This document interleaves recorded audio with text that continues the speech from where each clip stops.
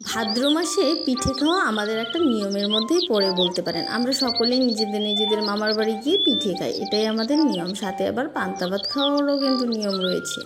তো নমস্কার বন্ধুরা, আমি অর্পিতা চলে এসেছি আজ দারুণ একটি পিঠে রেসিপি নিয়ে। সকলেই কম বেশি পিঠে বানাতে জানেন, চলুন আজ আমি আমার মতো করে এই চুষি পিঠাটা কিভাবে বানাচ্ছি সেটাই আপনাদেরকে আজ দেখাবো।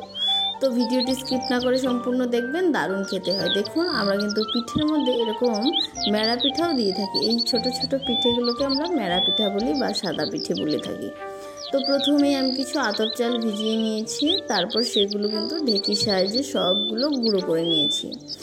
তো এদিকে গুঁড়ো হয়ে গেলে এদিকে কড়াতে কিছুটা পরিমাণ জল দিয়ে দিলাম, আর জলটা যেই টকবক করে ফুটে উঠবে তখনই দিয়ে দেবো সেই চালের গুঁড়ো। কিছুক্ষণ সময় ধরে ভালো করে নাড়িয়ে চাড়িয়ে কিন্তু সবটা মিশিয়ে নিতে হবে, যতক্ষণ না একটা ডো তৈরি হচ্ছে ততক্ষণ অবধি। একটু শক্ত করে এটা করতে হবে, এটাকে কিন্তু আমরা কাই বলে থাকি। তারপর এভাবে চালের গুঁড়ো দিয়ে দিয়ে নাড়িয়ে চাড়িয়ে সব কিছুকে একসাথে মাখিয়ে নিতে হবে। খুব তাড়াতাড়ি করতে হয়, গাছটা গরম থাকে তবুও তো করতে হয়। এভাবে করলে দারুণ হয়, কিন্তু কোনোদিন এভাবে ট্রাই করবেন। আর যারা এখনও আমার চ্যানেলটি কিন্তু সাবস্ক্রাইব করেনি তারা কিন্তু অবশ্যই সাবস্ক্রাইব করে পাশে থাকবেন। আমি কিন্তু গ্রামাঞ্চলের ভীষণ পুরনো রান্না দিয়ে থাকি, আশা করছি আপনাদের ভালো লাগবে। একবার হলেও চ্যানেলটা ভিজিট করার অনুরোধ রইল সকলকে। তারপর ডো তৈরি হয়ে গেছে, ভালো করে মুথে নিয়ে তারপর লেচি কেটে নিচ্ছি। লেচি কেটে ছোট ছোট আকারে এখন কিছু লত বানিয়ে নেব। তো প্রথমেই দেখুন কিভাবে হাতের সাহায্যে আমি এগুলো লতগুলো বানিয়ে নিচ্ছি। এরপরে চষি পিঠা কাটবো। তো আমি এটা পারি, কে কে আপনারা পারেন অবশ্যই জানাবেন। দারুণ লাগে কিন্তু পিঠেটা খেতে। খুব সময়ের দরকার হয় বলে অনেকে হয়তো পিঠেটা খেয়ে থাকে না, কিন্তু কষ্ট করলেই তো কেষ্ট মেলে, তাই না? দারুণ লাগে আমার এই পিঠেটা খেতে। আমরা এই চষি পিঠে কিন্তু অনেকভাবেই বানিয়ে থাকি, মানে অনেক কিছু দিয়ে রান্না করে থাকি। গুড় দিয়ে, তারপর কলার রস দিয়ে, আজ করে দেখাবো তোমাদের দুধ দিয়ে। তারপর আমি সব চষিগুলো কিন্তু কেটে নিচ্ছি। এই পিঠেটা আমার ছেলে এত ভীষণ পছন্দ করে, সে আর কি বলার। তারপর একে একে আমি কিন্তু সবগুলো পিঠে কেটে নিচ্ছি। অনেকটাই সময় লাগে ঠিকই, কিন্তু ভালো কিছু খেতে গেলে তো একটু সময় দিতেই হবে তার পিছনে, তাই না? তো আপনারা কে কে খেতে পছন্দ করেন অবশ্যই কিন্তু কমেন্ট করে জানাবেন।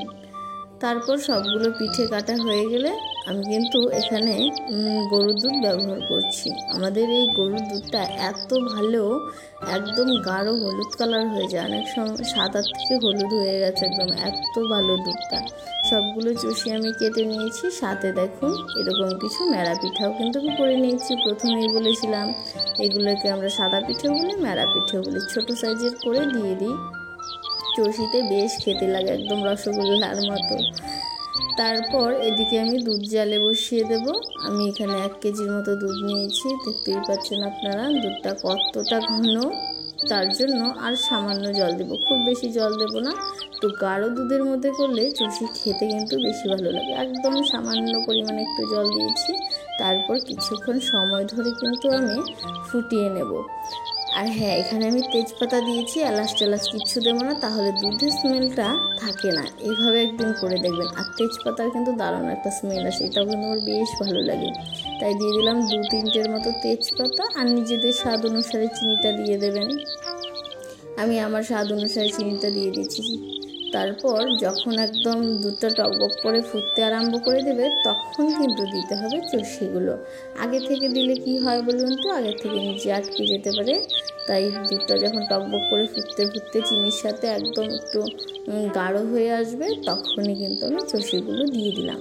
দিয়ে কিছুক্ষণ সময় ধরে এটাকে ফুটিয়ে নেওয়ার অপেক্ষা। দেখুন হালকা করে ফুটতে আরম্ভ করে দিয়েছে। তারপর আরও কিছুক্ষণ সময় ধরে এটাকে জাল করে নেব, যতক্ষণ একটা ঘন ব্যাপার চলে আসছে।